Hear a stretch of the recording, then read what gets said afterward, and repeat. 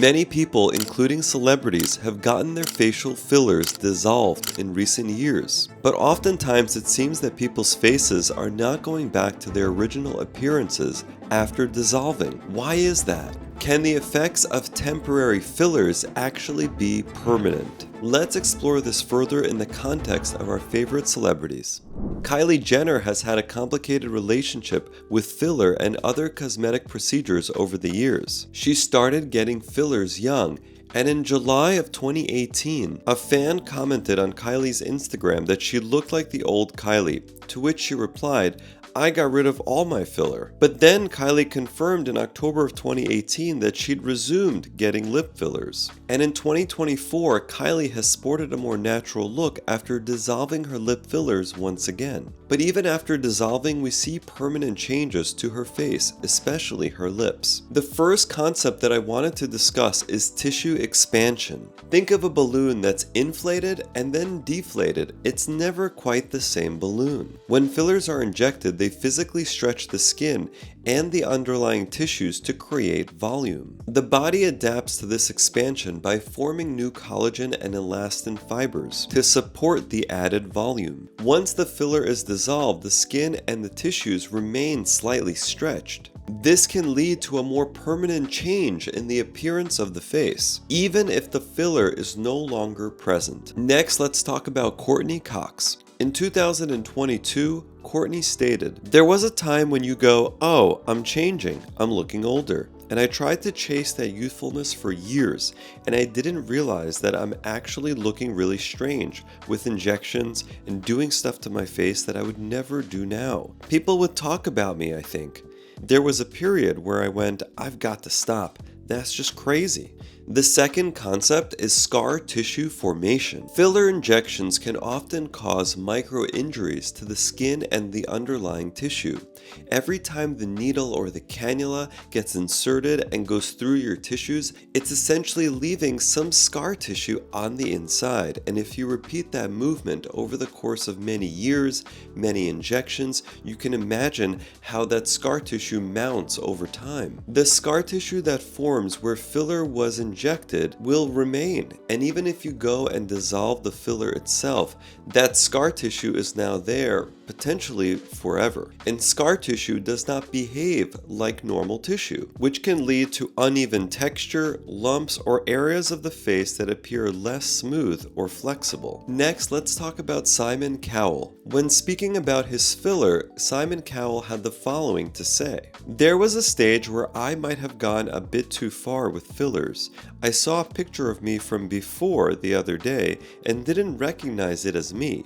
Enough was enough. There is no filler in my face at all now. Zero." The third concept that I want to discuss is incomplete dissolving of facial filler. Fillers are hydrophilic, which means that they attract and hold on to water. They essentially function as a sponge. So even after filler gets dissolved, the tissues can still retain water. And that can cause the treated area to stay slightly more plump or more inflated than it was before the filler was ever injected. This partial retention can prevent the face from returning to its original pre-filler appearance. Also, often the filler is not dissolved thoroughly enough due to the fact that it can migrate and expand over time. Often it does not end up in places where it was originally placed. So if the dissolving is only performed in a small part of where the filler ends up, then of course you're still going to have some filler left behind. Next is Lisa Rinna, a celebrity that I covered not long ago. She confirmed that she had dissolved her Skin Vive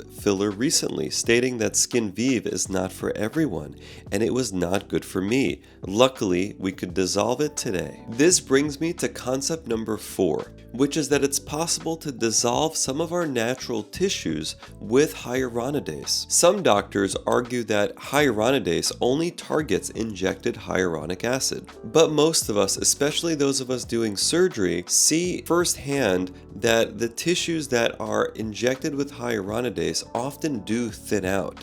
and they don't quite look like their original state, and many do believe that natural tissue can be impacted by hyaluronidase. So not only is it dissolving the HA filler that was once injected, but it may also be thinning out your native tissue. And this, I think, is especially true when high concentrations of hyaluronidase are used.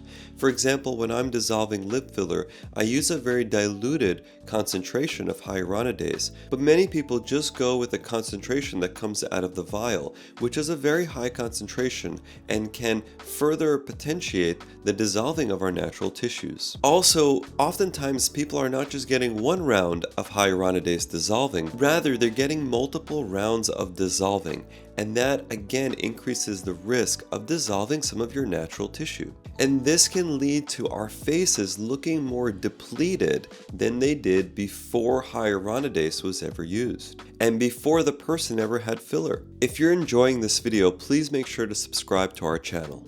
And if you haven't already, please check out my skincare and hair care company, Feel Confident, to support what we stand for on this channel and at the brand, which is delivering high quality information and ingredients to help you look and feel your best. Next, we have Yolanda Hadid. Mother of Bella and Gigi Hadid posted on Instagram for her 55th birthday in 2019 that she's now smiling from the inside out, finally living in a body free of breast implants, fillers, Botox, extensions, and all the other BS I thought I needed in order to keep up with what society conditioned me to believe what a sexy woman should look like, until the toxicity of it almost killed me.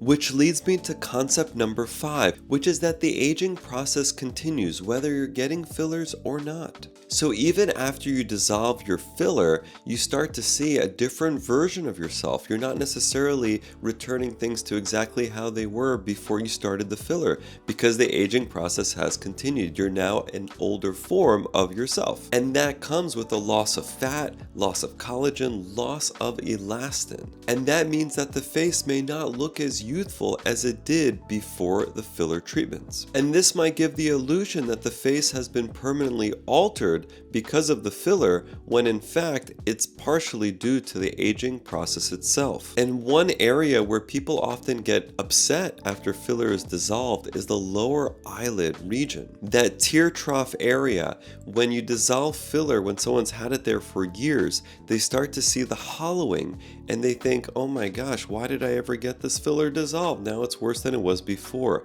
And if they've had that filler for many years, that aging process has brought them to a more depleted state in that tear trough zone. So when the fillers dissolve, they see it, and some people freak out and they want that filler back in immediately because they don't like the degree of hollowing that's occurred. Next, we have the one and only Bhad Bhabie. When speaking on dissolving her own filler, 21-year-old Bhad Bhabie said, "Stop doing it unless you absolutely need it. It makes you look so much older and blocks your lymphatic draining system, causing pillow face." So this brings me to concept number 6, which is blocked lymphatics. The lymphatic system helps drain excess fluid and waste from our bodies, including areas where filler may have been placed. Fillers can obstruct or change the function of the lymphatic channels. That can cause a buildup of fluid or a sluggish drainage system. And that in turn can affect how our faces look